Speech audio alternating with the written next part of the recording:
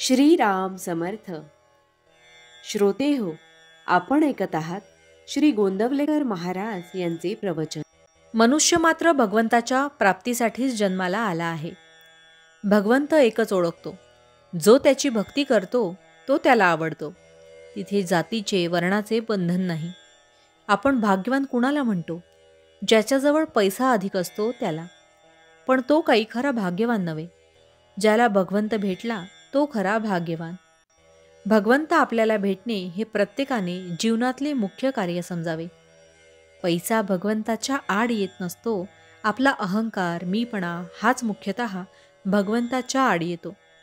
मी सेवा करतो असे जो म्हणतो त्याची खरी सेवाच होत नाही. कर्तेपणा आपल्याकडे घेतो तोपर्यंत सेवा नाही घडली. भगवंताची आठवण ठेवून जे जे कर्म आपण करतो ते ते पुण्यकर्म होते. भगवंत माझ्याजवळच आहे अशी श्रद्धा ठेवून वागा. श्रद्धेने जो करील त्याला फळ येईल खास. पण म्हणून श्रद्धेवाचून केलेले भजन पूजन वाया जाते असे नाही समजू. भगवंताची भक्ती उत्पन्न व्हावी म्हणूनच भजन पूजन करावे. मनाचे रंजन म्हणून करू नये. सत्कर्म करणारे पुष्कळ असतात, पण पुष्कळ वेळा त्यात स्वार्थबुद्धी असते. फळाची आशा न ठेवता सत्कर्म करणे हीच खरी भक्ती. सर्वानुभूती भगवद्भाव ठेवावा हेच परमार्थाचे खरे सार आहे. माझ्यामध्ये भगवंत आहे हे मी ओळखले म्हणजे इतरांच्या ठिकाणी त्याला पाहता येईल. मी कोण हे न ओळखल्यामुळेच आपले सर्व चुकते आहे. माझ्यात भगवंत आहे हे दोन प्रकारे पाहता येते. सर्व चेतना त्याच्याकडून मिळते हे. दुसरे म्हणजे देह ठेवला असे जेव्हा आपण म्हणतो तेव्हा ठेवणारा कोणी दुसरा असला पाहिजे. म्हणजे देह हा मी नव्हे. जागृती, स्वप्न, सुषुप्ती यांचा साक्षी कुणीतरी आहे हे खास.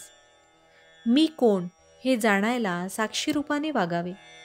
सर्व जगाला मी माझे म्हणतो, पण जो खरा माझा त्याला तसे म्हणत नाही. भगवंत माझ्यात आहे ही जाणीव उत्पन्न करून घ्यावी.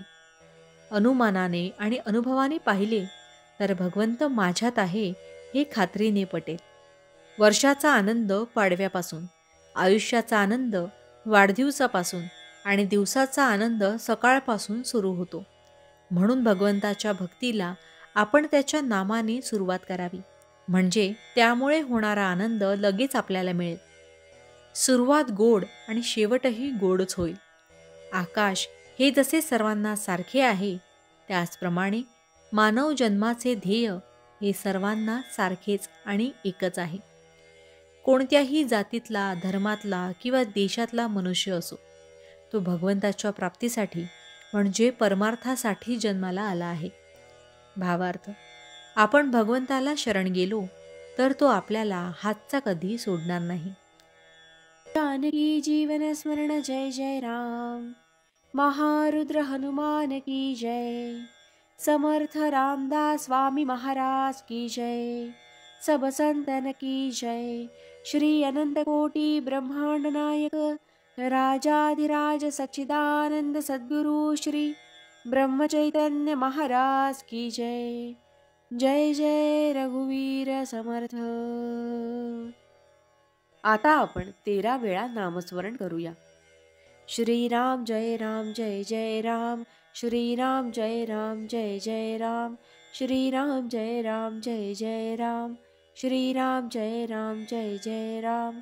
श्रीराम जय राम जय जय राम. श्रीराम जय राम जय जय राम. श्रीराम जय राम जय जय राम. श्रीराम जय राम जय जय राम. श्रीराम जय राम जय जय राम. श्रीराम जय राम जय जय राम. श्रीराम जय राम जय जय राम. श्रीराम जय राम जय जय राम. श्रीराम जय राम जय जय राम. जय श्रीराम.